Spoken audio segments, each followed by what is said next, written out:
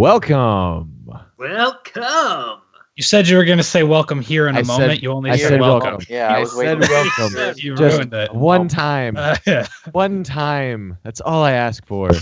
You have Welcome no to Husky Radio, episode 23. Oh, Holy nobody cow, likes us. guys. 23. Here we are, episode 23. You're joining us. I see you in the chat. I remember see all people those years showing up. ago when they said to us, "You'll never make it to 23 episodes." And I said, "You're probably right." I said, "The number 23 is my favorite Jim Carrey film, and I will make it to 23 episodes, Grandpa." And then we'll see who's the big shot, Mr. War Hero. And then And that works out really well because our special guest on the show tonight is Jim Carrey, everybody. Jim Carrey, everybody. Gosh! Oh, wait. No, it's just Sean. It's here. Oh, I heard that. That's weird. I get them. Oh, we tried. We tried to get Jim Carrey, and he said, "Guys, I'm not good enough." Yeah. Ooh. I don't know. He said, "I got this good recommendation," and his name is Sean Meehan. Yep. So he called me up, and now here I am. Shmeehan is here. He's ready to go. Yeah, Will shaved and got a little leaner and moved into a bunker and changed his name, and that's Shmeehan. Yes. So Will has been replaced officially. I hope he's watching. It's out of Husky Radio. Place. Out completely. Kicked out. Meet the new voice of Winters. Shmeehan. Winters. What? What? That was my Tragus voice. Hit us with the sick Winters line right now. Hit us with it. Let me just pull up the scripts. I don't even know. Winters doesn't have a line. Yes, he does. He has a sigh. He sighs. He has a squeak. Say I have those things memorized. He has those things memorized. There you go. Look at that. Perfect. It's beautiful. It's beautiful. I love it. All right. Well, listeners, welcome to episode 23. We've got so many things to talk about tonight. In fact, I'm trying to pull up my list now so I know what we're talking about. Let's see. Many things. All the things. Kyle yelling at me. Scott yelling at me. There we go.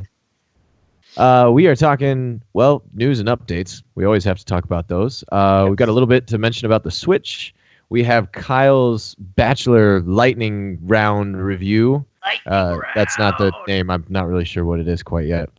We're going to talk about Iron Banner a little bit. We'll talk about Destiny with some news that there will be a weapons update patch, balance, something or other. We're going to talk about that a little bit. Let's see. And then tonight, our open topic will be our favorite bad game. Oh. And we don't really know what that means. We're just going to kind of go with it. We, in typical Husky Raid fashion, did no, real good planning or prep work or, deciding anything. We're just like, bad game, right? Roll with it. Yeah, and then bad game. Like, talk to you guys next week. Like, bad. I don't even like, know what awesome. bad means at this point. Yeah, bad to the bone. Like and then, of course, we always wrap our conversations with you, chat. We will be chatting with you.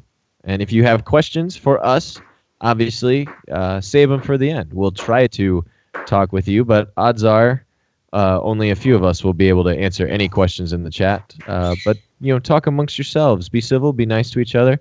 Or one of us, probably all four of us, will ban you, and it'll be fantastic. Ban you forever. Banned. A lifetime ban on Dragnog for all of you. Precisely. Gentlemen, news, updates. What do we got? What do we got tonight? There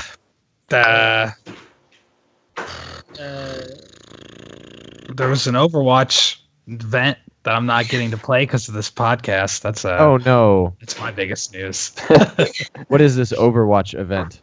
It's the Year of the Rooster. It's just like a super, I think, Chinese inspired, like Chinese New Year inspired event. So there's fun skins and it has capture the flag, and I want to play it, but I cannot.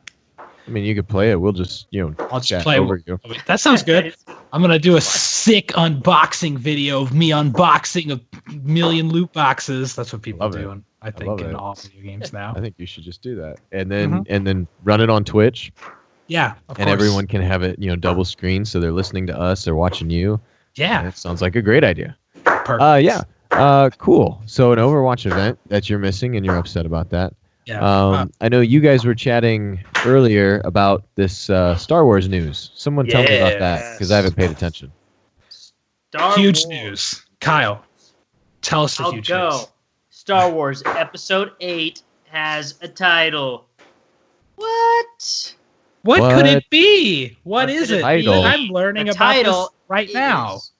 Star Wars Episode 8, The Last Jedi. And the title text is red.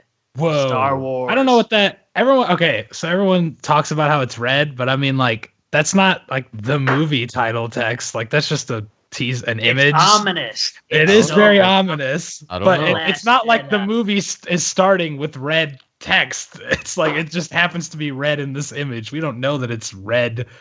Oh, red. Period. Red. I think it means the whole thing will be filmed in sepia. Yeah. I just thought it was going to be all filmed on a red camera. On a red Yeah. camera. That Just makes a big, Good. makes a lot Yeah, of sense. it is why The it Last Jedi is the title. What do you guys think about that? Any thoughts? Do you care? Who is the Last Jedi? Is that supposed to be an individual person, Or is it Jedi is the plural of Jedi? So That's true. So like these are the last ones. does it mean these are the last ones, or does it mean like oh, the Last Jedi last week? You know, like when somebody is just talking about the Jedi one prior. before The one these prior. ones. Yeah. Yeah. Does it mean the prior Jedi? It's a prequel. yes. It's a prequel. Good. I mean, it could be, but no, I don't know. I would imagine it's gonna be. It's got to be about like Luke training Rey, right? I mean, she is now the last Jedi. That will probably be what they're going for. That would make sense. It's kind of disappointing if you look at the titles and it's Episode 6, Return of the Jedi. 2 episodes later, The Last Jedi. Oh, son of a bitch. Return of the Jedi. No. The Force Awakens. The Last Jedi. Oh, Well, thanks for waking up. Yeah, thanks for that one last episode. yeah. The title for me, I didn't really like The Force Awakens title when it came out. I guess it's grown on me because The Force Awakens was just so perfect of a movie that I loved it. Yeah. This title, it's like, it doesn't grab me. I'm not like, oh yeah, what an awesome title, But I'm with you. I always think it's weird to like, I don't know, I don't like the titles that actually have like Star Warsy words in them, I guess. Like the most classic titles to me are like A New Hope and The Empire Strikes Back. Like those are just like awesome sounding outside of having Jedi or Force in it. It's like they're reminding me too much. I know it's Star Wars, guys. All right. Don't the forget. titles are never cool though. Like a bad example, but like the Phantom Menace, everyone thought that title was a joke when like they revealed it, right? So Yeah. what are you gonna do? What are you gonna do? That makes sense. But I don't know. My thought is Luke is gonna die in this movie. He's gonna die, and then Rey will be the last Jedi because he's gonna get murdered by Kylo or Snoke or something. Yeah. Speaking of people dying, it's interesting that that Carrie Fisher passed away, and then I read that they had plans for her still in Episode 9. So my worst fears may come true. That Episode 9 will be very negatively impacted. Yeah. By her passing. Yeah, that is worrisome. That they have to change them. That they have to change at least even a little bit. I mean, might affect the storyline and what we get from it. So that is, I agree. That's a little worrisome. It's sad. Yeah, it's worrisome because J.J. Abrams. I don't know how much he is involved with the next couple episodes, but I assume he was really involved with the whole plan for the 3 episodes. Maybe not. Probably. And I have a lot of faith in him, and so now, maybe they have to go a different direction. That was this good, really great plan or something. Who knows? Yeah.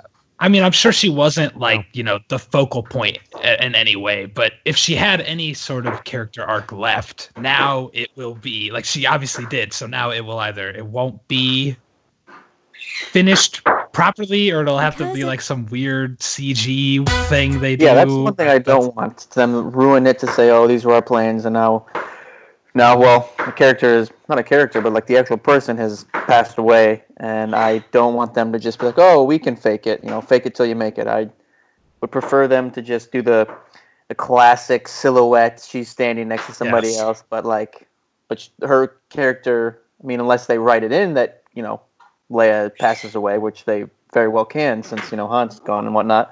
Yeah. Spoilers. Oh no. Spoilers.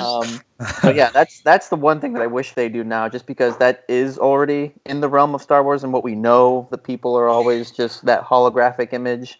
They can do that to her, but I don't want them to just try to half-ass it and CGI her entire person into it just because we had this, we're gonna go ahead with this no matter what. As long as they put the Vin Diesel Paul Walker kind of scene at the end. And I want that exact scene. What I want. Yes. The music and everything. I want Driving away. it to be R2D2 turns his head over, and I hear, "It's been a long day."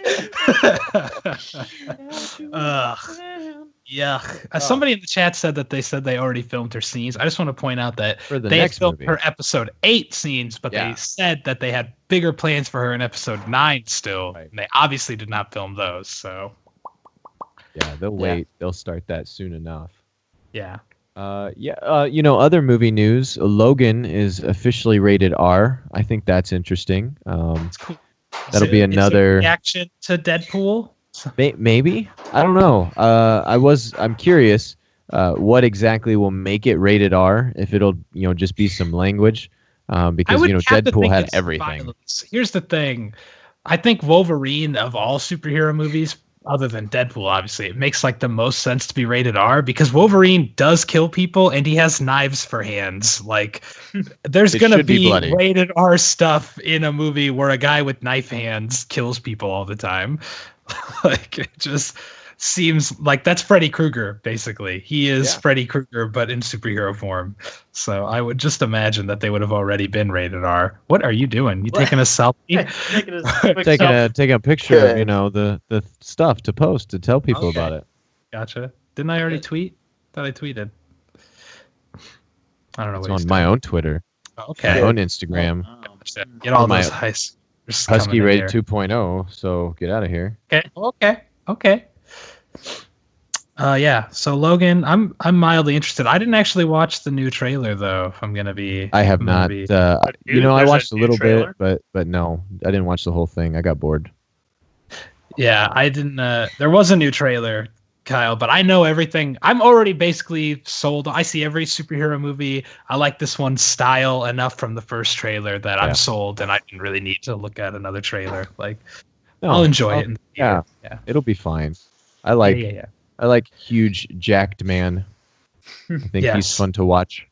I'm just excited because it's different. It's going to be different. It looked different from the beginning, and now it's got an R-rated rating slapped onto it, so it's going to be more different. And I like to see people who have superpowers do cool stuff. So I see. Yeah, it'll be interesting as well. So excellent. All right. In other news, the Switch is selling out of pre-orders everywhere. It is insane. Everywhere on the Nintendo page is currently sold out online, as last I read. Amazon, GameStop went out first. Amazon is now out. You cannot pre-order it anymore.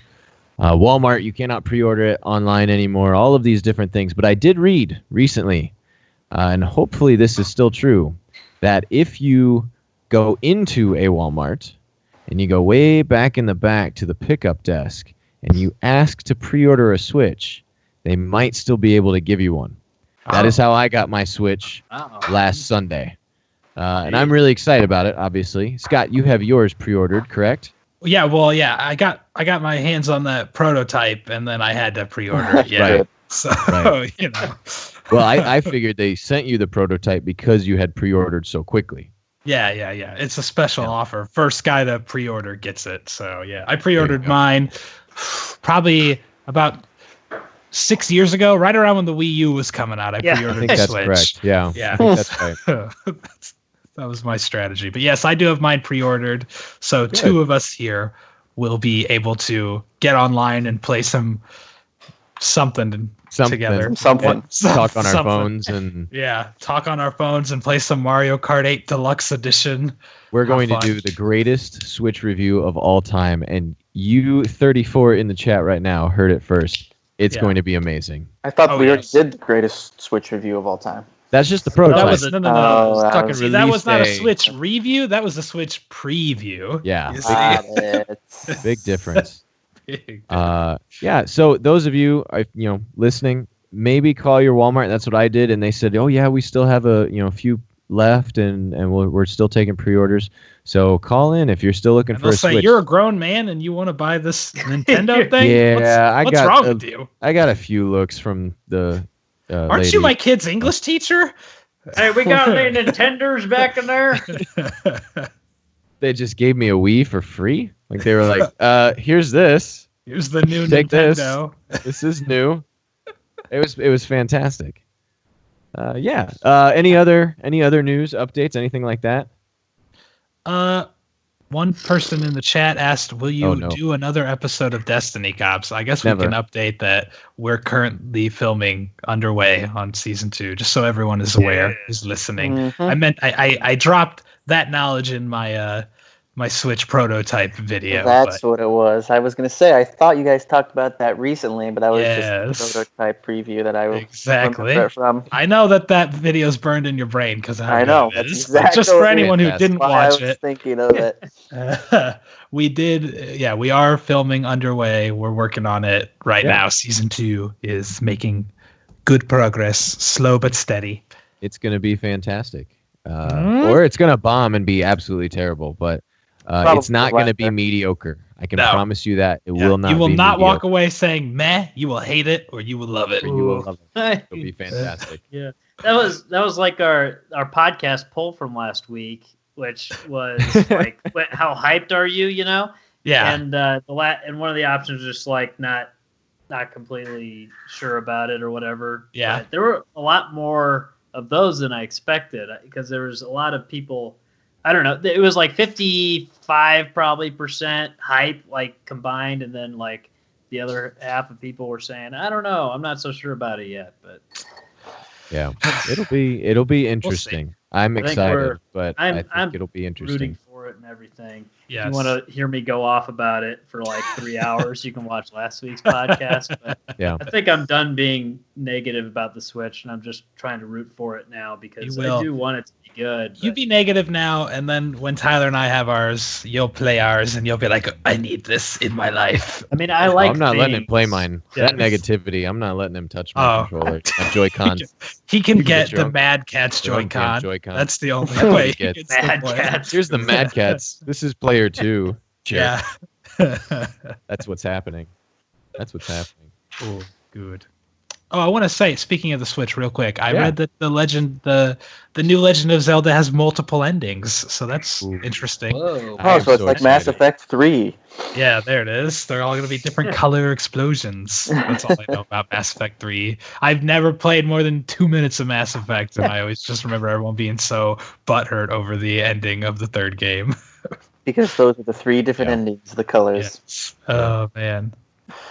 Yeah, but I'm interested in multiple endings. Not a lot That's of Zelda really cool. games do that, but I think there's been one or two that have done it before. But we'll see what multiple really means. Is it like just a good ending that has more to it, or is it like actual clashing endings?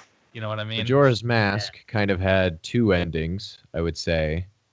I think there's just some that have like a good ending where like you get more information if you collect everything. But yeah.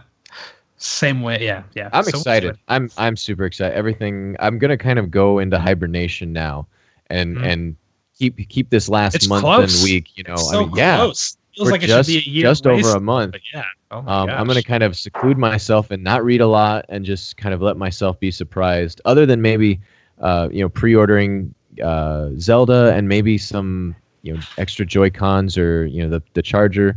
But I want to stay away kind of from everything else and just see what happens on day one. So then I can really kind of gauge how I feel about it when I open the box up and realize I can't play it or something like like that. I can guarantee you that I'll do one of the things you said, and that's not read a lot.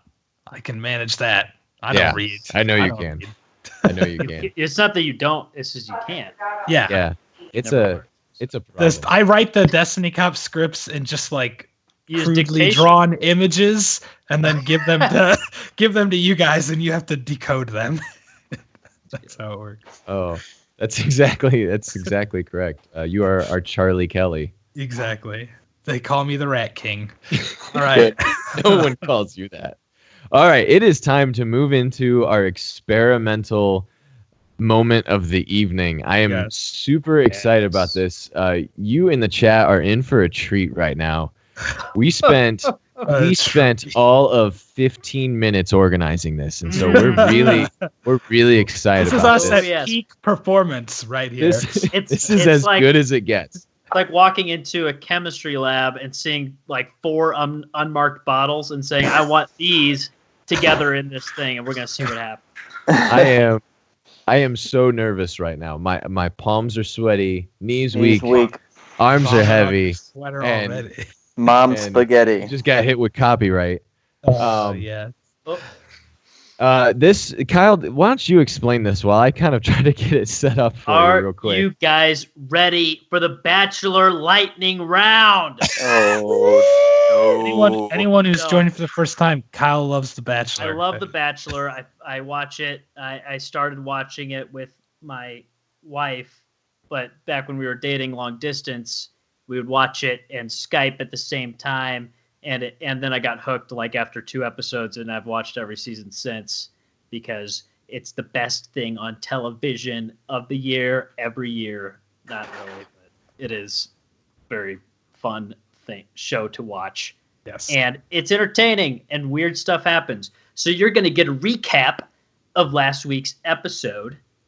And by last week, I mean a week from yesterday's episode.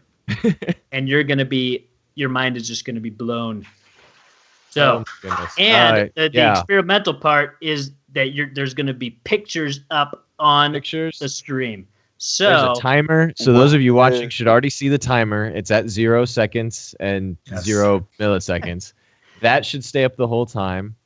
I've got see how quickly about Kyle 30 can pictures recap. to flip through while Kyle recaps, and we're gonna see if I can keep up. And we're gonna time it. Is there a goal for this, Kyle? I mean, what's there's no goal. Personal goal? No. We're gonna compare. Each up. It's like how fast did I do it this time? And we're going for speed, a Guinness World Record here. Right. Fastest trying to recap. I'm not trying to like rap this out to you or anything, but there's a timer. That's next week. That's next week. Yeah, next week it'll be the Bachelor Lightning rap round or whatever. And it will get messy, folks. There will be pictures everywhere. You will not see our faces probably by 5 pictures in, but I'm really excited, and I hope you guys are, happy with all this work that we've done for you. So yeah, you're welcome. Tyler, are you ready? I'm gonna go ahead and bring up. I think I'm as ready as I can be, Kyle. Giddy up. Right, good. Whenever you are ready, let's do this. All righty, it is the Bachelor Lightning Round. Lightning fast recap of all the good drama, love, and heartbreak from last week's Bachelor episode. The major players this week were Corinne, a 24-year-old sex-crazed entitled millennial from Miami, Danielle L., the beautiful brunette nail salon owner from California, who is my number 2 pick to win the whole thing, and Vanessa, the 29-year-old special ed teacher from Canada, who is Nick's true love and definitely my pick for whom he should propose to at the end of the show. And here we go. Backstreet's back. After the uneventful second rose ceremony, the second best boy band from the 90s shows up for a group date where they explain that the girls are going to be the backup dancers for the boys at a concert that evening. After they awkwardly dance behind the boys during Everybody, the band picks the best dancer with the most palpable connection to Nick to slow dance with him on stage during a seductive a cappella rendition of I Want It That Way while all the other girls watch. Kind of reminded me of my middle school dance experience, but less sad and sweaty. Danielle L., my number 2 pick, was the unsurprising winner and proceeded to dance and make out with Nick on stage in front of the other women.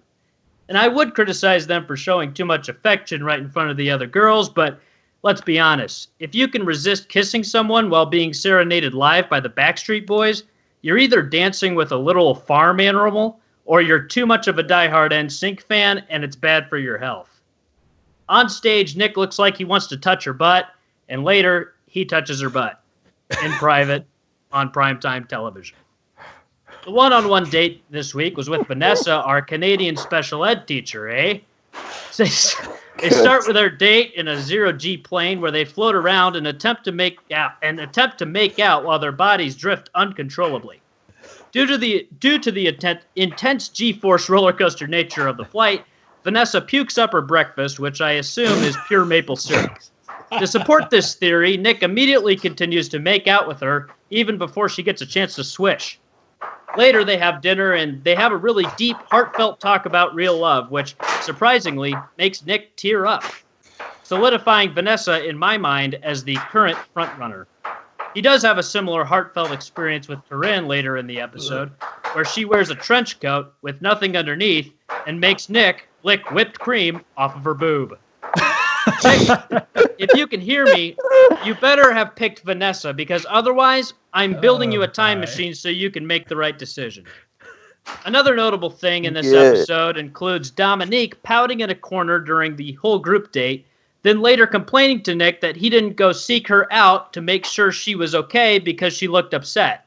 And he was supposed to do that because they're dating, and that's what boyfriends do. Nick says, "I'm not so sure about that," and immediately sends her home. And the entire viewing audience says, "Good decision."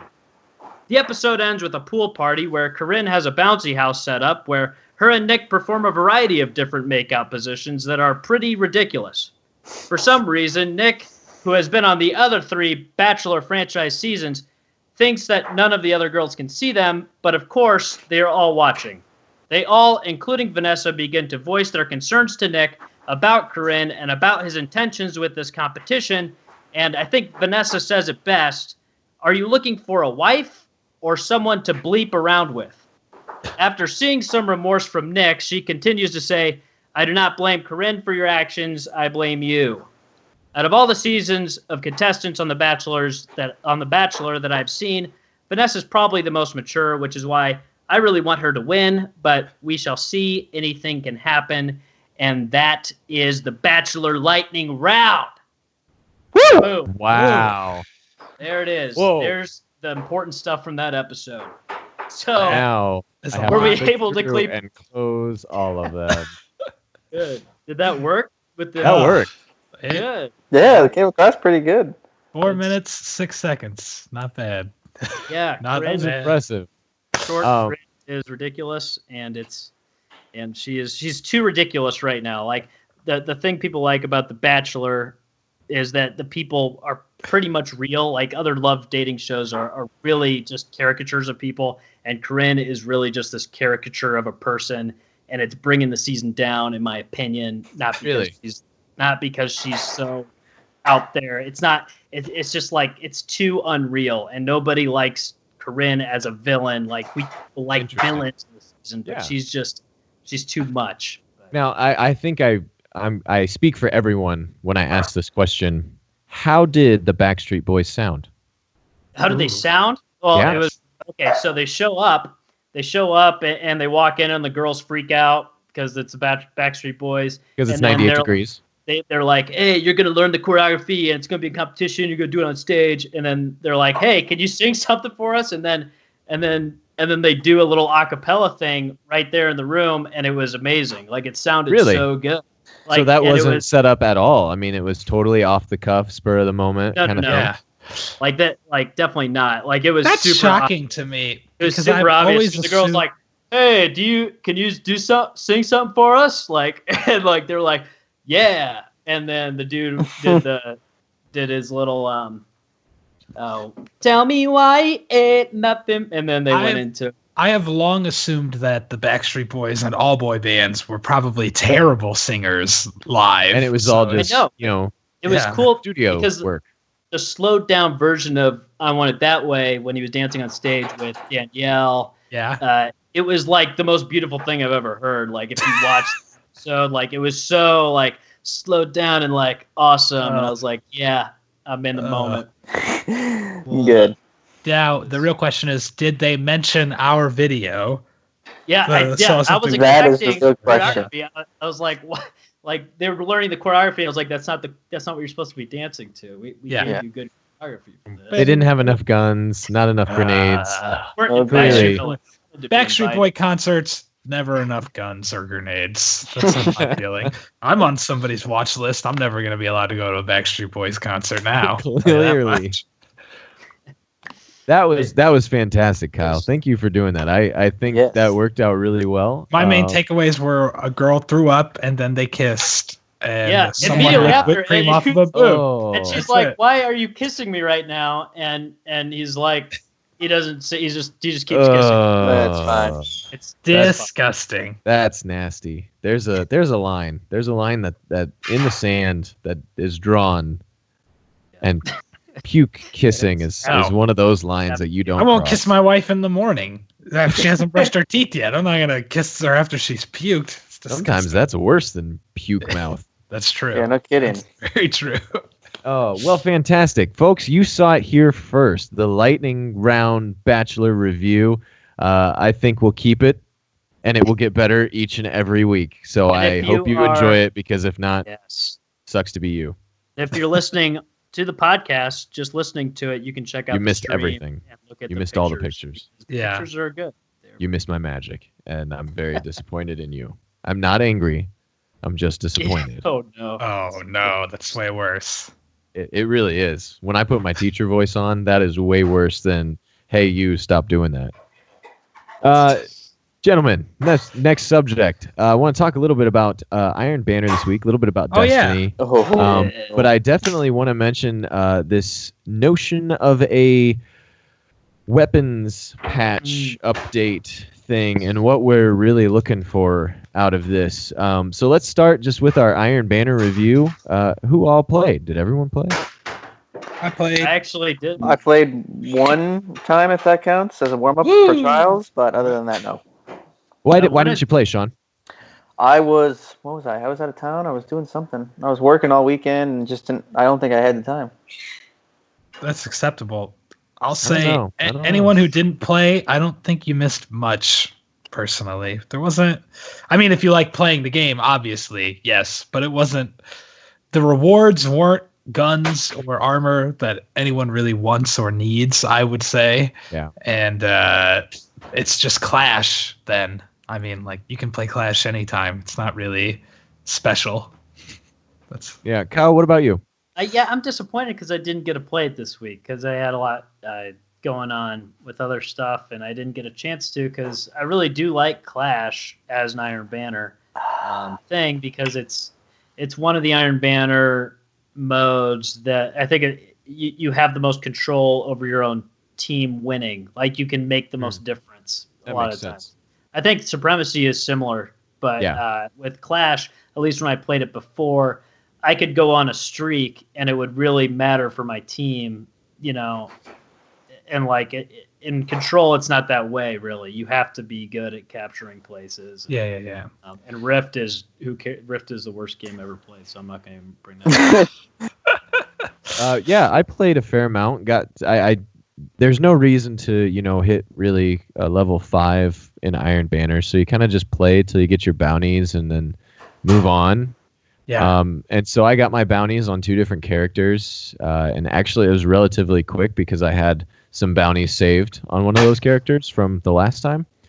But honestly, I didn't have a ton of fun. When I did play, I had just a ton of networking issues. And I know, Scott, you and I talked about that last week, that, if you're on the wrong server, you're on the wrong, you're maybe matchmaking with people around the world, it gets messy, and so I didn't have a ton of fun.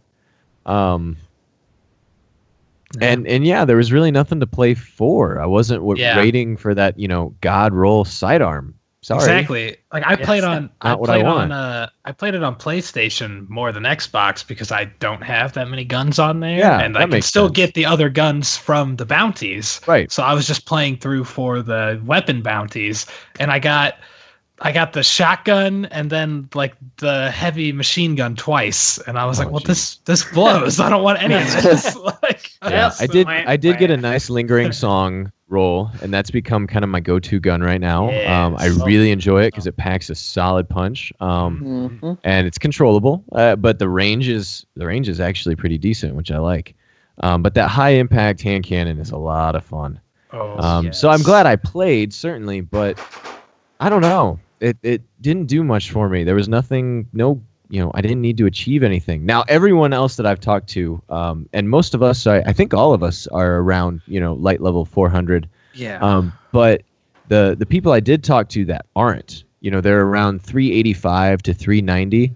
They hit maybe 3 to 5 light levels by playing. And I think that's awesome. That is so cool. The Iron Banner is such a great way. It's not technically end game, but you can get those big rewards, and you can increase your light level pretty easily. Yes. I'll speak to that.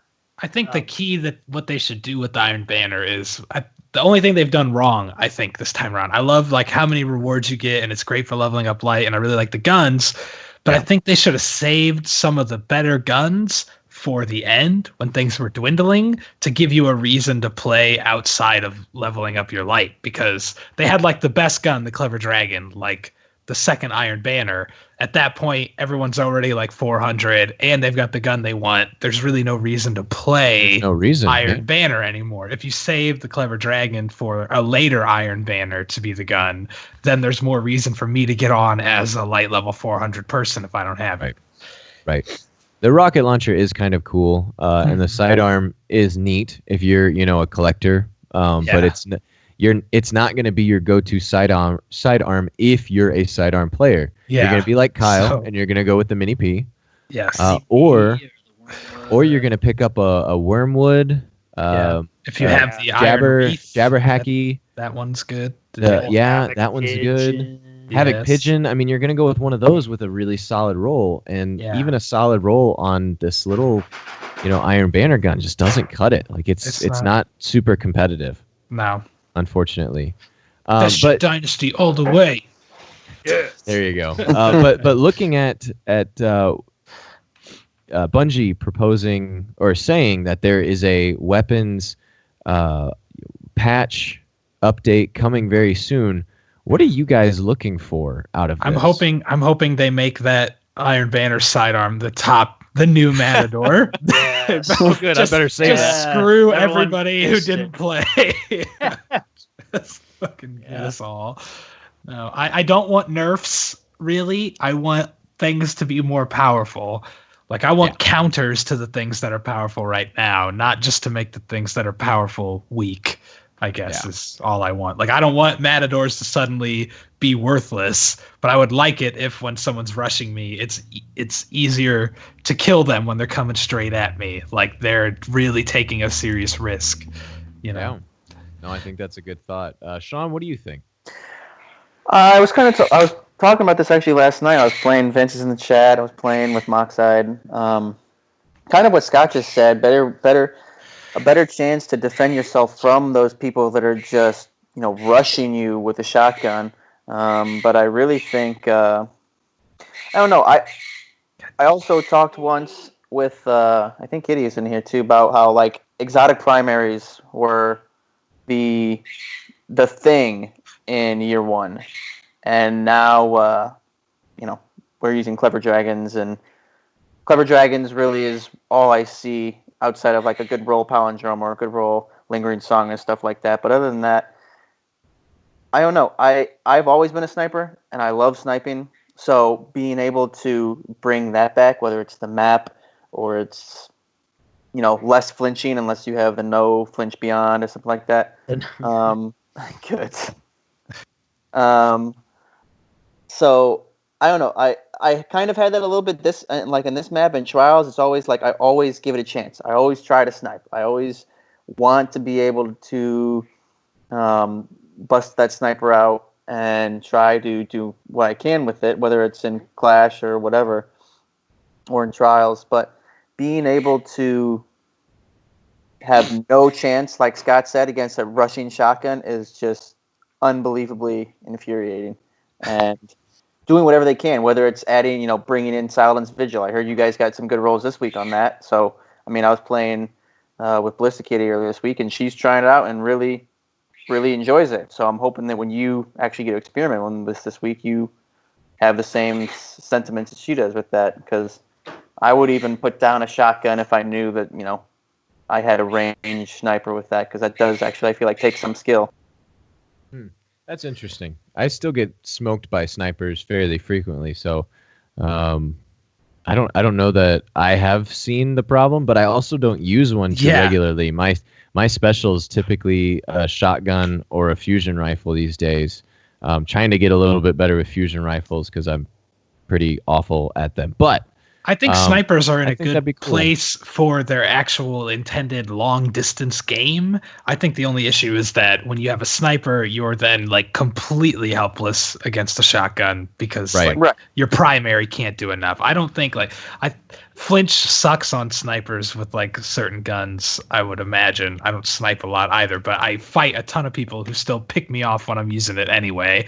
I think that's fair. If you're sniping somebody and you get shot in the face, like you're going to move, Yep. That's just logical. But you should also have a way to combat close range. Like your primary should be worthwhile. You shouldn't be relegated to only long range when you have a sniper. You should be able to do something. That's why you run universal remote, then you're good. Oh, there you go. That's when you're the worst person on the planet. You're the worst. You're the universal remote sniper type.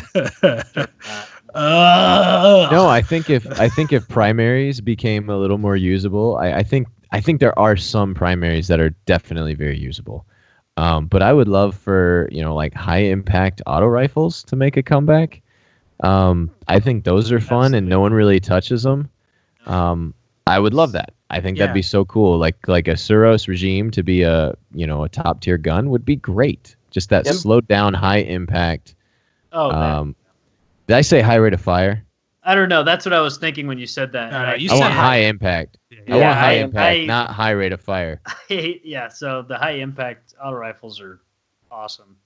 It'd be so much fun. And if you're running that with a sniper, you could become deadly. Like I like the suggestion that Bones made during the Planet Destiny podcast this week, which was like an auto rifles being like super short range, like really serious range fall off, but like if you get within their range, they just absolutely like destroy you as like a counter to like a shotgun. Like you can't get someone like half map with it, but if they get close, like they're done. Like it's a serious issue to move up on them. Which I think would remedy what I was just talking about the sniper, because like I know like if you're trying to win a game, especially in trials, like if we're just talking trials here, like I'm not gonna if I'm getting rushed, I'm going to switch. Like it's on me to switch, and I understand. I'm not going to just complain and be like, "Oh, I'm sniping. Stop rushing." Like it's part of the game. But like then I whip out like a hand cannon or a clever dragon, and if they're rushing you, unless you get 2 headshots with that sniping them with from firing from the hip, then you're toast. So having the ability to bust out like the Suros or another high impact, like something you could fire from the hip and is going to hit them because they're rushing at you, would be fantastic. And I think that balances out the game in itself. I definitely don't want to see any nerfs. I don't know. That I'm with you guys there. I don't want to see any nerfs. Kyle, what were you going to say? Well, just on the discussion of making the auto rifles like incredibly powerful right close, I think that's where you would have like a high rate of fire subclass auto rifle fit the best. And then the high impact slow rate of fires would be you have a little bit more distance there, but I'd say so. A little bit more range. Something like that. But things for this weapon balance update that I think about, like people talk about, like matadors or so. Mapadors, and everyone has snipers, and like a thought that I've had is there's just too much special ammo in the game still, and a lot of these different things. And what if we just decrease the amount of special ammo so that you don't have the ability to run around with the matador the whole entire map unless you have map control of some different of like special ammo boxes. I don't know. That's a weird. That could be interesting. And that kind of comes from my love of Halo multiplayer, and that's whenever I play a Halo game multiplayer and there's like map control with guns and stuff, that I love the feel of how that plays. And I think that Destiny shouldn't be that, but maybe get there a little bit closer so that you're not having to face the same Titan the entire game with him just using his matadors. Because if there's no special ammo, they're going to have to use their primaries, That makes sense to me. Yeah. So it's kind of just a thought that I've had. And then other minor thought like high caliber rounds, I think that they should get rid of their effect on you normally, but if you're scoped in, they have effect on like snipers and stuff. Yeah. Maybe just snipers.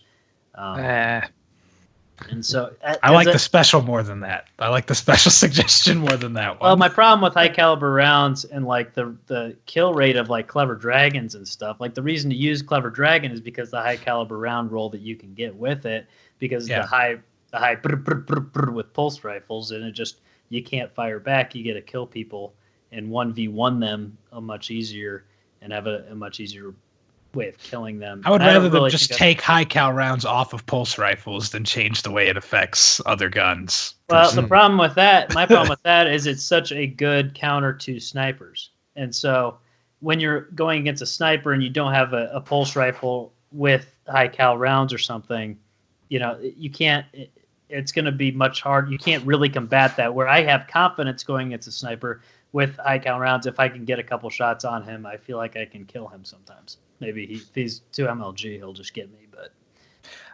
my only issue is just from a mental standpoint. Like, it doesn't make sense to me that if a high cal rounds make sense to me because they make your gun bounce no matter what. Like, just realistically, like, it would make a sniper bounce, it would make any gun bounce, which is why I say, like, I don't just for my own sanity, it just wouldn't make sense to me if they didn't make your gun bounce no matter what. Maybe it's just a recoil thing where just like maybe, I don't know, decrease it a bit. I think that my most frustrating times in the Crucible playing is when I'm getting high cal rounded and I can't fire back, and like that's the way the game is right now. I'm not trying to say that they're bad for using that tactic, because that's what I use, because I can't, because I use my clever dragon with high cal rounds, but I think that would be a positive change.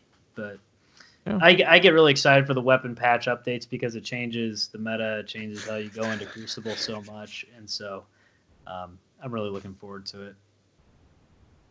All right, it'll be interesting. I think a lot of players are kind of impatiently waiting to see what happens, and everybody wants their own thing. So most likely no one will be happy, and I like that. I like that too. I like a constant state of unhappiness in the Destiny community. Just makes sense. I can't wait to go through my guns in the vault that I've saved, because just in case the meta changes and the best gun. I try to keep any god rolls I get of like any type of gun just in case something. Yeah. Those really high stability, low rate of fire auto rifles. That's what's making the comeback and just melting people from 50 yards. Oh, it'll be fantastic. My God, I hope so. We've got to move on to our final topic. And this week we don't really have a debate. Last week was a very heated debate, obviously. I thought it was passionate. I thought it was beautiful. It was, like two doves kissing. It was a great discussion. It's not what you got from the conversation? That's how, two doves kissing. That's how I felt. I don't know. Okay, well, maybe I'm alone here. Maybe I'm alone here. I don't know. But today we put forth a challenge of our favorite or best or favorite bad game. I think this is appropriate after talking about Destiny. Because Destiny's everyone's favorite bad game. I think that's probably true. So we have to go with our second favorite bad game. And so the idea behind this was, what's a game that either got terrible reviews or sold poorly or maybe it's just bad to play. Like all your friends hate it, but like you like it. But you like it. Yeah, and this was really tough. In talking with you guys, it sounded like it was kind of tough for everyone. Except for me. This one was tough for me because I thought, there was that game, and I don't think anybody else played that, and I'd look it up and it'd get, maybe like a 8 out of 10 or maybe a 7.5, and that to me doesn't say bad game, and I'm still struggling to pick something that had a really low score. So the game that I've picked, and I'll go first this week. I don't remember the last time I went first. Ooh. The game that I picked came out on the Wii. And it came out about 3 years after the Wii was released, I think. And it was called Mad World. Oh, damn. Couldn't guess. Never heard of it. Mad World. Imagine playing... It's like Mad TV, the game, right? Yes. No, exactly. Imagine playing Sin City.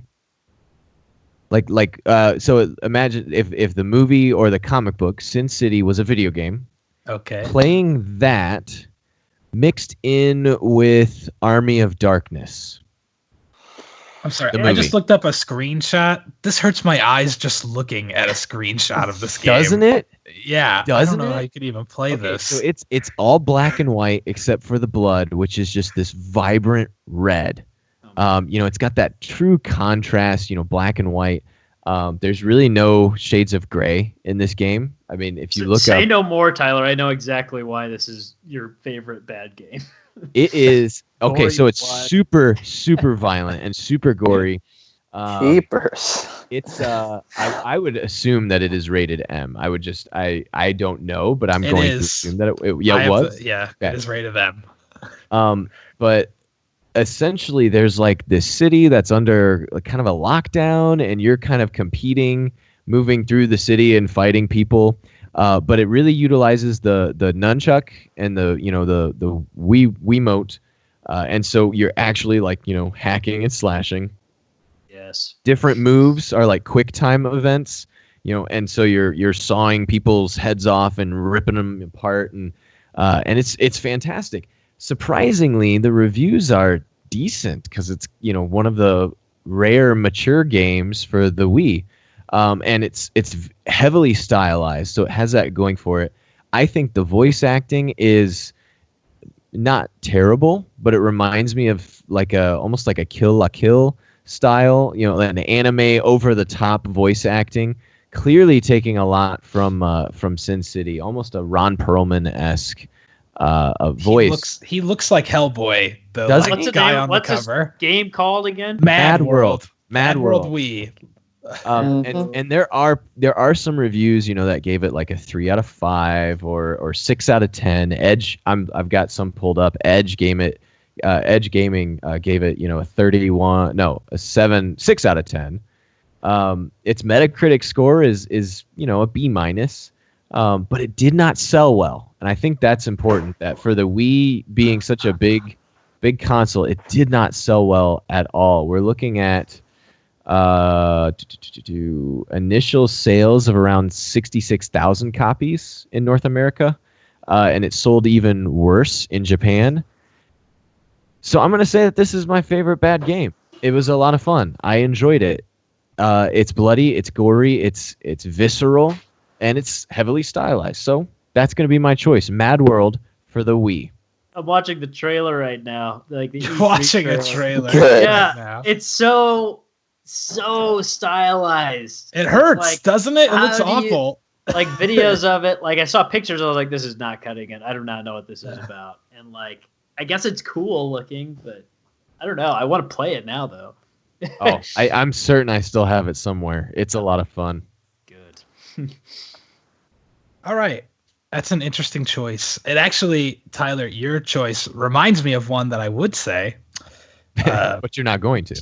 Well, I don't know if it's... I've never really heard anybody mention it. It's another game that, I don't think got terrible reviews. It got really mixed, kind of mediocre reviews, and it didn't sell well. It's an Xbox 360 game that I actually lent to you once called Splatterhouse. Splatterhouse. That was so much fun. Yes. I love that. It was just a freaking. It's like a beat 'em up style game. It's actually there were 3 of them that came out on the TurboGrafx. Yep. 2 of them came out on the TurboGrafx. 1 came out on the Sega Genesis. Maybe 2 on the Sega Genesis. I can't remember originally. So like old '90s games, and then they rebooted it on the Xbox 360, and you just play as this like buff macho guy who's possessed by a mask, and it's like the goriest game ever where you just punch the shit out of demons and like obliterate them, and it's just all about blood. And it's so much fun. It was actually an arcade cabinet first, and then the TurboGrafx was the port of that.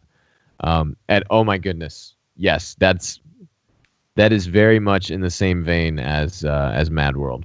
So what was your pick, Scott? My actual pick, though, as a person who loves old games, I have to go with a few actually from my childhood. I really can't narrow it down. There are a bunch of great old games that are objectively bad that I think are fantastic to play. Bible Adventures? Bible Adventures. Oh my, that's my personal favorite. Not the one I chose, but Here is my. I'm gonna give you a 3. Number 3 is I won't go into huge details on them. I'll give you number 3 is it's a Spider-Man the Amazing Spider-Man on Game Boy. It has the worst controls I've ever played in a video game in my life. The swinging is so inconsistent that I don't even to this day know how to actually trigger it. Like you have to like hit A and B at the same time, I think, but sometimes it just doesn't work, and you'll just end up like you can get yourself positioned perfectly where you can't get back up on a walkway. You'll start to swing when you're too low, and then you're just stuck in the pit until your webbing runs out, and then you die. I never made it past like 3 levels, but I played it all the time as a kid, and I thought it was a ton of fun, and I still like it to this day. Number 2 is an NES game, no shock, Mylon's Secret Castle, which is like oh my, I've played this. I've heard of this. I'm pretty sure. It's very Mario and Zelda kind of combined. It's like a side platformer that's all about secrets that are hidden, but it's so impossible to solve the first secret that I literally, as a kid, never made it past the first like room of the game. We would it'd be like once a month, we'd be like, let's pop in Mylon's Secret Castle. We'd never figured out what to do. You start on the ground floor, you can go in 4 different doors, and that's it. If you look up Nintendo Power magazines, they have a section for old magazines have a section for cheat codes and stuff. Yeah. In that section, they have Mylon's Secret Castle getting started. You have to like move a brick that shows no animation of you moving it and shoot a bubble to unlock an invisible door that's hidden so that you can grab an item so that you can like shrink and go into another door. It's so ridiculous and stupid. And then, all right, my number 1 choice is a game that's very near and dear to my heart, and a game that they're actually they're making like a new entry in the franchise sort of right now, and that is Friday the 13th on NES. It's my favorite bad game. Good choice. Good choice. Impossible to beat, like literally cannot be done. The music is awful and just like loops on end, like da da da da da da da. That's all the music right there for the whole game. And Jason is invincible. He moves super fast. All of your campers are worthless and throw rocks, and you can't do any damage to him. You have to kill him 3 times to beat the game. And even when you do, it's just like, is it really over? We're not telling. I've never gotten him even halfway down on his health bar on the first time that you fight him. But I think there's something about it that is kind of fun. The jumping is kind of fun, and when you're in the cabins, the first-person perspective is kind of fun and unique for the time. Yeah. And there you go. Those are my games that are all terrible that I love. Fantastic. Oof. Fantastic. Sean, Kyle, who's going next? I can go. All right. I'll save Kyle's for last. When you proposed this question, I had to look at what games actually made it that I would have played that had like less than a 7 rating. I guess 6.5 classifies as a poor game. I don't know how it's sold, but it was a long time ago on the 360, I believe. when I actually rented it from my local Blockbuster. And if you remember the game Dante's Inferno. Oh, yeah, I remember when that came out, only because I think there were boobies in it. I feel like there absolutely were. And it was, I don't know, it was the first game that I remember where you basically picked your story. So like you had two paths, like you were Dante, and you had to go through the seven layers of hell. And through all along the way, obviously you'd have to beat bad guys and whatnot, but then you would encounter people, and you could either like absolve them of like their sins or whatever, forgive them essentially, or you could like kill them and punish them to an eternity in hell. And that's how your character played out. So you could either be like a balanced person right in the middle, you could be so scrutinizing and just banish and kill everybody so that you would be very vengeful, or you could absolve everybody so that your powers would be very you'd use your cross a whole lot more. But I didn't realize until I got to the end that at the very end, depending on which path you chose, your powers would then help you beat Lucifer.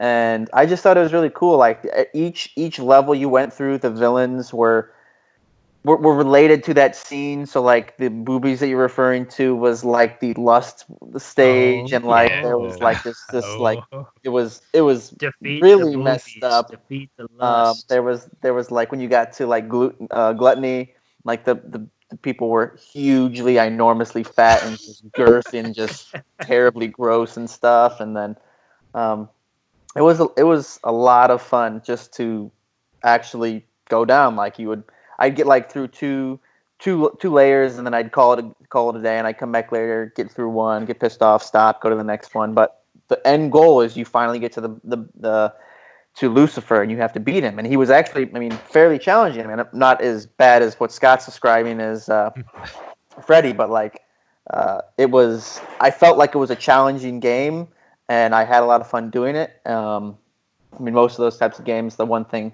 didn't offer cooperative, but like to be a very bad game or undersold game for the reviews, at least, I would buy that game in a heartbeat if it came back out, or I could like backwards compatibly play it, because I had a blast playing it. I've read the book, so I don't think it right. And I had read parts of the book. It's this big, so like I didn't read the entire. The book is Dante. Literally one of my favorite pieces of literature. I love Dante's Inferno. Right. That's a good choice. So does it come in comic book form? I don't understand. I'm certain it does. All I would right, not be surprised. That's the only way I'll be reading it. Welcome to Husky Book Talk. Book club next week. Yes. All right, Kyle, hit us with your. Well, this is such a hard thing for me to pick, because like my one thing for games, like for video games and other games, like if it's like the way to define good and bad is if it's good, that means I like to play it, and if it's bad, it means I don't like to play it. But I finally came out with one that I remember like nobody really liked, that I would make them play because I thought it was awesome. It is on PlayStation 1, All-Star Slammin' D-Ball. What the hell? Have you ever played All-Star Slammin' D-Ball? Dodgeball. On a video game. And I didn't look up any reviews before this podcast, but while you guys were talking about reviews, I don't know, Metacritic gave it a generally unfavorable review, 42. I think it goes out of 100 maybe or something. But this game is dodgeball, and each team has like their own power-ups and stuff. And like I don't know, like there's 8 different teams, and they each have their special like fireball power or like lightning. This looks like a bad Flash game. Oh my gosh, fantastic! This is great. Listen to these reviews. The critic reviews on Metacritic. This game will turn your 32-bit console into an NES, but the control and 2-player fun that can be had with All-Star Slammin' D-Ball Oh, well, that's actually good. More than makes up Yeah. with the outdated appearance and MIDI-like soundtrack. So It's that was got a mostly Scott, bad. Scott Pilgrim versus the World kind of look to it. Yeah, it does Um, kind of. Yeah, and then my favorite review though is a user review, and this user just says, "If you buy this game, you deserve to get punched." So, but I would make people play this game and come over because you could play 2-player on it, and me and my friend Jalen would play 2-player versus each other, and I don't know, we had a ton of fun, and it was literally a joke of a video game. Like this is like it was bad for the PS1, but I love it. My And favorite part of your review, Kyle, is that one of the first things I found when Googling on it is its Amazon page. There are currently 2 copies available with Prime shipping for $7.84. All right. Get it. Everybody, here's There's your only chance. Here's your Here's chance your to own the chance. same game as Boisterous Biddy. Go to Yeah, so- Amazon.com. All-Star Slammin' D-Ball. Yes. D-Ball. D-Ball. That's fantastic. That does look fun. No, it I'm doesn't. not going to lie. No, it I think doesn't. it looks fun. If it's actually playable, It looks like I would those love to play that. like those like a Zynga game or something like that. Like I don't know. Like it looks like one of those to me. Exactly what you're talking about. Here's a good review. This one, so the one that if you buy this game you deserve to get punched, gave it a 3 score. This one gave it a 0. The fact of the matter is that I'd be exaggerating if I said I'd found even the stalest morsel of enjoyment out of playing All-Star Slam and D-Ball. So buy the game for $7 or whatever. $7.84 with Prime shipping. I'm shipping, so I think that's fantastic. Well, we have hit our time, gentlemen, and now is the time that we turn to the chat, and you get a chance to ask questions to us. Oh. So we'll give you a second, because Yes. there's a little bit of lag time, and we'll talk Always. amongst ourselves. So when are we getting together to play all of these games? I don't know. I I want would to love play. to I want play to All-Star Slam and D-Ball. All-Star Slam and D-Ball. We need a I bracket. won't play I that. want a bracket, and I want a true Husky raid competition. No, Yes. no, never. What is? Ooh, somebody says the stream is dead, Tyler, but I still see it. So Oh, I no. still see it. I don't know what still the hell see they're it. talking about. Stream's not dead. We've got 30, You're dead. 30 viewers, and Well, another thought about a game you said, Scott, real quick. The Spider-Man, when you said Spider-Man for Game Yes. Boy, I remembered a PlayStation 1 game that I played that was awesome, but it was a demo of Spider-Man, and I would play the demo over and over again because I loved it so much, and it would get to a certain point, and then demo would be over, and I would be like, well, then I'm done playing for today. But I would go back and play it over and over again. Even though I didn't own the free game. I understand. I used to like do a demo that. disc, I used to so. do that with demos all the time. I miss like demos. Those aren't a I did thing too. anymore. all right, we do have a question from Alarm Razor 555. Sup, Scott? Yes. Polls tell me what your favorite Nintendo game is. Does that mean a game Polls tell me. that was made by Nintendo or a game on a Nintendo console? Because Well, they're which different. Nintendo console? I mean, you've got a lot of options if here. I had to realistically, right here when you asked me what my favorite Nintendo game is, only 2 games popped in my head: Super Mario Brothers 3, and then right after that, Star Fox 64. So those are my 2 favorite games made those are by fantastic Nintendo choices. by far. I can just already Let's tell you. see. Will asked, "What did y'all have for dinner?" I'm Forgot to Oh, that's start an excellent question. That's Yeah. an excellent question. as soon as I we're done, had- I will have my. I had my- Pizza Hut pizza oh, and oh. and wings. Some Oh, Pizza Hut dang. wings. All right. Mm. I had a peanut butter and jelly sandwich and some cottage cheese. Love it. Yes. My wife made pasta with meatballs, and as we were eating it, we were saying how this just tastes better than anything you can get in a restaurant, which is an accomplishment for me and my wife because we don't cook that much at home. But it was delicious. And Jordan, my fiance, made some sort of chili or something, turkey chili, and with a lot of veggies and whatnot. So I'm actually going to go have this as soon as we are done. So Nice. I want some. Nice. Excellent. Oh, someone asked, what's your favorite game on the Nintendo Switch that I have? I'm gonna have to go Good with question. I'm gonna have to go with Arms. Surprisingly, yeah, that's my favorite. My favorite game. It was my favorite one to draw a picture for. Just My some favorite arms. appendage. Yeah, exactly. You gonna go with arms over feet or over legs? Oh, that's the next week's debate. If you had to lose your arms or your legs. oh, no, Or no, That's the better one is your eyes or your legs, right? I don't know. There's whatever. that should be the Twitter poll for today. What would you rather Yeah. lose, your There you arms or go. your legs? Arms or legs.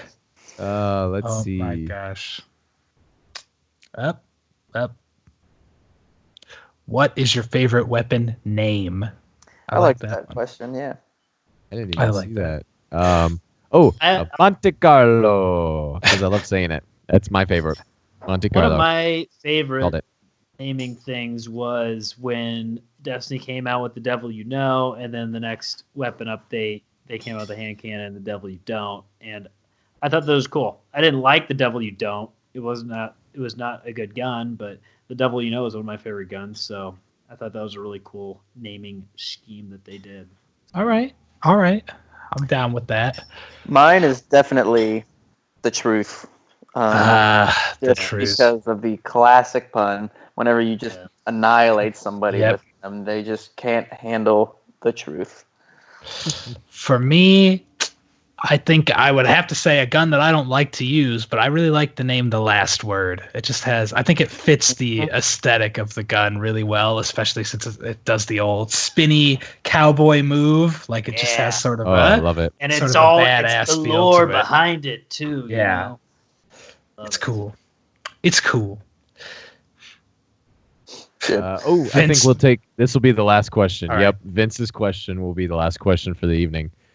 Favorite thing, anything from your childhood that newer kids, younger people, won't remember. Won't remember or won't know? Won't like won't. They may not Remember know, doing? but they definitely won't remember it. Like Pogs, for example.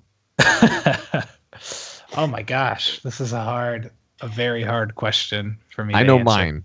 I know Okay, mine. So well, I'll then go first. Go with Because I yours. actually mentioned this to Vince the other day. Actually, it was last night. Dunkaroos. Oh, I love Dunkaroos. Oh yeah. You guys remember, Yep. but I Yes. guarantee you, if you are like under 18, maybe I don't even know, maybe 20. If you're under that age, you probably have never had Dunkaroos. And I'm just No. gonna leave it at that. I'm not even gonna tell you what they are. Dunkaroos. Oh The my only reason gosh. this is brought up for me is because I was dumbfounded that it resurfaced with this most recent election. But the Chia Pets, Okay. like you could Yeah, grow the Chia hair out of them. You that's I remember that. There was- Chia. Yeah, Chia. There was Trump and Clinton Chia Pets that I saw advertised on TV. What? That's funny. Yes. wow. And it was Trump had like his classic like orange Chia Pets and his hair grown out of them. And I saw that, I was like, oh my god, those things are still around. So that's the one thing that I doubt people won't even heard of. Like you said, Tyler, if they're not older, I like don't think it's a new thing. Like, oh, what are these Chia Pets? exactly. They rebranded them. All right. I have Fine. mine. Okay, Okay. you can go. Oh, All okay. right. I'm going. Okay. Okay, so Scott, you can go. No, I'm just kidding. Okay. So my favorite thing is this may not be like the most timely whatever wooden play sets. Like if you went to a park and they had giant wooden play sets, they don't have those anymore. They're going away because wood like rots away and there's a lot of concerns with molds and stuff. But like at my elementary school, there was the giant wooden ship that we played on. And then out in the area in Fort Wayne, there was this big park that was this huge like castle wooden play set that you could go and like run around in. I remember how much fun I would have at those types of parks when I was a kid, and I don't know if it's just like the plastic ones don't do it for me. They don't feel real, but and that might be, kids might still be remembering those. They might still be around, but I know that they're going away because I've seen them go away. I've seen my favorite park when I was a kid go away because it was like rotting with mold or something. That's sad. That ship was awesome, Kyle. I loved that ship. That's the ship. All right. So good. I've got mine. Even I couldn't remember what mine was called. I had to look up. I was thinking there's a toy that I always loved as a kid, and I've never seen anything about it since having it as a kid. And I had to look it up because I could not think of it for years, and this motivated me. And the thing I miss the most is my Pac-Man toy. What? Pac-Man. What? It is like an Armstrong stretch, but he has a hole in the side of his head. So you stretch him, and then you put an air pump in, and you suck the air out, and then he holds his shape. So you could just stretch it, and then you suck all the air out, and he gets stuck. Oh my goodness! I had a friend who had one of these, and it was so cool. I had like 3 of them as a kid. Like I don't know why. Like 3 people bought them for me, and I freaking loved them. All right, so there. That is fantastic. Yes. There's my most missed thing from my just childhood. like a Stretch Armstrong, which was another thing that I doubt a lot of people will remember. Very true. Very true. That face is terrifying on this. Isn't it? Looked it up. Oh my gosh. Oh, fully stretchable and posable 15-inch vacuum-powered action figure. Oh, yes. That is a tagline if I've ever seen one. Oh, yes. And that is amazing. That is amazing. Well, that was a wonderful question, Vince. Thank you for that one. Tamagotchis. I still have my Tamagotchis. Furbies. Well, Furbies came back. I know. Furbies came back. The problem is everything's coming back. That's like exactly. Surge came Damn back. you, nostalgia. Oh, well. Chat, thank you for your questions. Make sure that you post anything you want to hear about next week down below in the comments once this is posted here in the next day or so.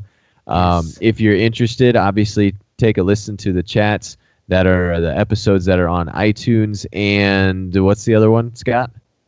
The SoundCloud, right? What? They are on SoundCloud. I thought there was one more, but maybe there is. I can't even remember what it's called. It literally only exists for like the people that I used to work with. Yeah. But no, we are on SoundCloud and we are on iTunes. You can download and listen to us there. This has been Husky Radio, episode 23. Oh, wait. I want to plug one thing. Oh, no. Yes, do it. Don't edit yet. Anyone who's listening to this before the 28th, Saturday, January 28th, you can go to twitch.tv/GuardianCon. I'm part of the Planet Destiny podcast. We are having a showdown with the old Planet Destiny podcast crew, now the Destiny Community podcast, for charity for St. Jude's. It's going to be great. I'm going to be streaming it on the twitch.tv/Husky_raid channel too. It's going to be a big blowout. Lots of people. Tef, Pope Bear, all these cool people. You're going to love it. Come hang out and watch. Yes. It's going to be epic. Yes. It's going to be fantastic. Be there. Watching. It's going to be fantastic. Yes. Moving my arms around like this, like Scott was when he was describing it. It's awesome. All right. Now you can end it. Come on down. All right. Thank you for listening. Husky Radio, episode 23. You all have a wonderful evening. Bye-bye.